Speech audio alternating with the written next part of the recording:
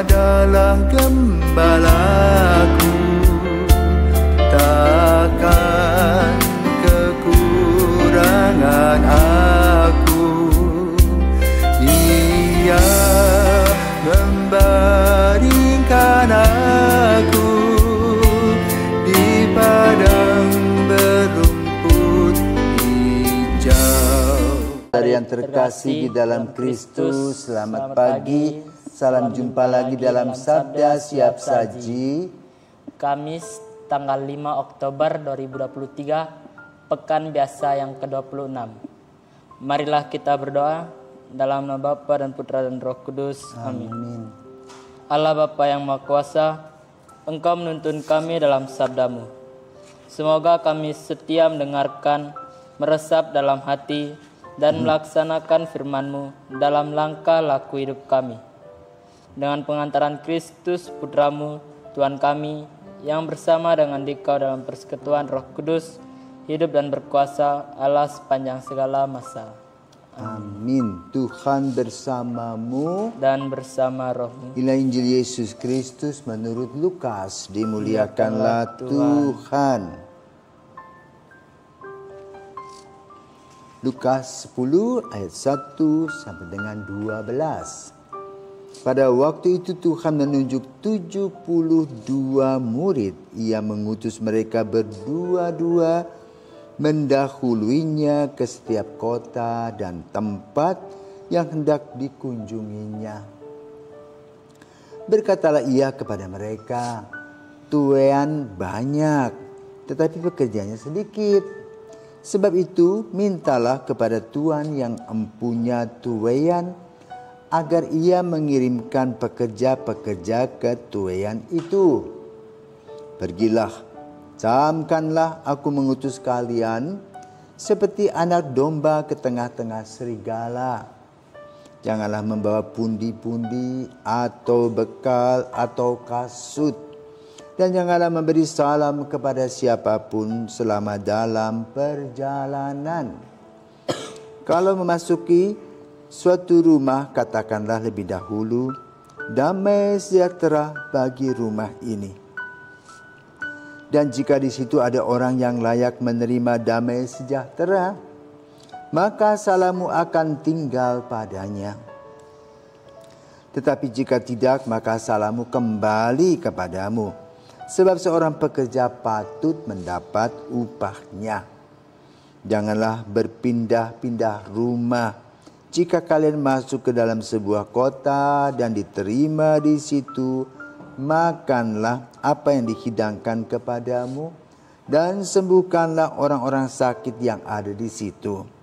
Dan katakanlah kepada mereka, kerajaan Allah sudah dekat padamu. Tetapi jika kalian masuk ke dalam sebuah kota dan tidak diterima di situ, pergilah ke jalan-jalan raya kota itu, dan serukanlah juga debu kotamu yang melekat pada kaki kami. Kami kebaskan di depanmu. Tetapi ketahuilah, kerajaan Allah sudah dekat. Aku berkata kepadamu, pada hari itu Sodom akan lebih ringan tanggungannya daripada kota itu. Demikianlah sabda Tuhan. Terpujilah Kristus. Jadi Romo, kenapa di sini Tuhan Yesus memerintahkan pada muridnya untuk pergi tapi tanpa membawa pundi-pundi dan bekal? Padahal lebih baik memberi daripada menerima. Selamat pagi para pisawan, selamat pagi. Hai, namamu siapa? Sebutkan. Julio. Julio, lahirnya bulan Juli. Ya? Ya, Romo. Oke. Nah, Romo juga sekarang balik tanya kepadamu, kenapa Yesus suruh lepas bebas? Ya? Jadi kalau tuh Yesus berkatakan lepas bebas, Yesus yang akan urus. Sama seperti misalnya kalau kamu pergi bersama ibumu, ya, kamu gak usah repot, ya kan? Tiket sudah dibelikan, makanan sudah ada, tinggal duduk saja di bus sampai di tempat. Kalau lapar mak, gitu toh. Kamu gak perlu minta sama tetangga, bagi dong, perlu. Ya, demikian pula Yesus menginginkan agar totalitas Tuhan yang akan urus. Ya. Maka lalu tugasnya adalah melayani. Sarana prasarana akan muncul. Ya, maka kalau kita perhatikan, Gereja Katolik itu kaya. Ya. Gereja Katolik itu kaya. Tapi pribadinya miskin. Lain dengan gereja lain. Pemimpinnya kaya. Ya. Karena apa? Semuanya milik mereka. Gereja Katolik tidak. Ya. Dari zaman dulu, zaman Petrus, dia tidak pergi bawa apa-apa. Maka ada orang memberi, ya itu menjadi milik gereja bersama. Dipakai untuk pelayanan. Jadi Yesus sampaikan kepada kita pada hari ini sabda yang luar biasa. Itu untuk mengolah iman, harapan, dan kasih. Percaya bahwa Kristus tidak meninggalkan kita. Selalu dicukupi. Dan itu sejak zaman dulu. Maka gereja Katolik itu kaya raya. Ada orang yang kasih ini, kasih itu, kasih ini, kasih itu.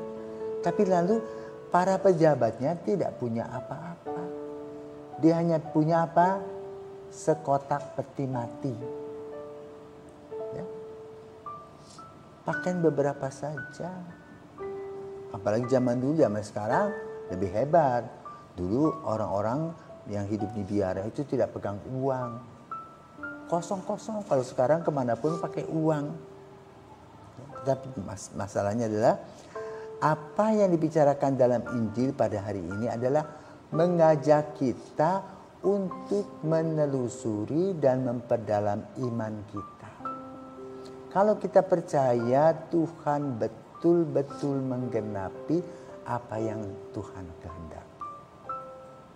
Maka jangan takut ketika kamu dipanggil. Ya, semua dicukupi. Ya. Apa yang harus kamu buat? Berdoa saja. Dan bekerja sesuai dengan tugas-tugasmu. Seperti Pastor Sore katakan apa? Aje kuat ajis. Kerjakanlah apa yang harus kamu kerjakan. Kalau kamu nanti disuruh mewartakan kabar gembira, berkhotbahlah. Kalau kamu nanti taruh di seminari, ya sudah bekerjalah di seminari, mengajar dan sebagainya. Kalau kamu nanti ditaruh di pegunungan, bekerjalah bersama dengan orang-orang yang ada di pegunungan. Kalau kamu juga ditempatkan di kota besar, belajarlah menjadi orang kota, menyesuaikan diri dengan gaya hidup kota. Tetapi tidak kehilangan kepribadian. Nah, maka pada hari ini, di mana kita juga memperingati Santa Faustina. Ya, Santa Faustina adalah seorang suster biarawati yang sederhana, yang ketika mau masuk biara ditolak berkali-kali. Bahkan dia pernah menjadi pembantu rumah tangga. Tetapi Yesus dekat dengan dia. Maka Yesus meminta dia untuk mewartakan tentang kerahiman Yesus. Pada awalnya ditertawakan. Tetapi dia tetap dengan kukuh dan teguh melaksanakan apa yang Tuhan Yesus mau. Mewartakan kabar tentang kerahiman. Dan kerahiman ini berkaitan dengan perkembangan Yesus hati kudus dari Maria Alakok. Dan sebelumnya dengan Thomas. Ketika Thomas dipegang oleh Yesus dan Yesus mengatakan, cucukkanlah jarimu ke dalam lambungku karena kamu belum percaya. Lalu bertumbuh dan berkembang sampai pada zaman kita adalah zaman Suster Faustina, Allah Maha Rahim, dengan doa-doa koronka, di mana pada tanggal 5 Oktober Suster Faustina juga wafat. Dia menjadi pewarta tentang kerahiman Allah. Apa kuncinya? Kuncinya adalah pengosongan diri seperti apa yang dikatakan Injil pada hari ini. Jangan bawa apa-apa. Pundi-pundi, uang, bekal. Ya. Kedua, tetaplah di sebuah tempat. Supaya kalau orang datang, orang tahu, oh datangnya ke situ. Suka tidak suka harus dinikmati sebagai tempat pelayanan kasih. Maka nanti kalau kamu diutus kemana, kamu tidak tahu. Kamu nanti selesai seminari, apakah kamu melanjutkan atau tidak, kamu belum tahu sekarang. Tapi Tuhan akan menuntun kamu. Tiba-tiba kamu kok suka dengan ini, yang kelompok ini. Ya sudah, pergilah ke sana. Nanti di sana Tuhan akan menumbuhkan panggilanmu kalau kamu betul mempunyai motivasi yang bersih. Maka pergi ke sana, jangan takut. Ya. Jangan berpikir, waduh nanti aku kelaparan, aku nanti kehausan. Jangan, berjalanlah. Tuhan Yesus memberikan kepada kita yang terbaik seperti apa yang dikatakan. Dan tugasmu apa? Melayani umat. Ya. Menegur, sapa, 3S. Ya, apa 3S itu? Salam, senyum, sapa. Ya. Kalau orang memberi, terima kasih. Apa kabar? Jangan membisu dalam pelayanan dan perutusan itu. Dari hal-hal kecil lah kita belajar untuk mengikuti Kristus. Sebagaimana Yesus juga menegur mereka lebih dulu. Kepada para murid Yesus berkata apa? Ikutlah aku, kamu akan kujadikan penjala manusia. Pergilah mereka, lalu Yesus memberikan klarifikasi. Yang kelaparan diberi makan, yang sakit disembuhkan, yang buta bisa melihat, ya, yang kerasukan bisa sembuh. Nah, itulah tugasmu nanti kalau nanti menjadi imam. Pergilah dengan senang dan sukacita sehingga seperti Santa Faustina yang dicerca, tenang-tenang aja dia. Kenapa? Dia sudah mempunyai relasi yang dekat dengan Yesus. Maka kalau kita juga dipanggil dalam perutusan, kita harus dekat dengan Tuhan Yesus. Bukan dekat dengan benda-benda, uang, kekuasaan. Tetapi relasi kita dengan Yesus yang harus intens dan intim. Sehingga melahirkan luar biasa dedikasi. Ya, dan juga semua yang akan kita lakukan itu akan berbuah baik. Jadi selamat menelusuri panggilan dengan pesan jangan bawa apa-apa. Layanilah Tuhan, percayalah 100% kepada Yesus yang mengutusnya. Ya, Tuhan memberkati. Selamat pagi.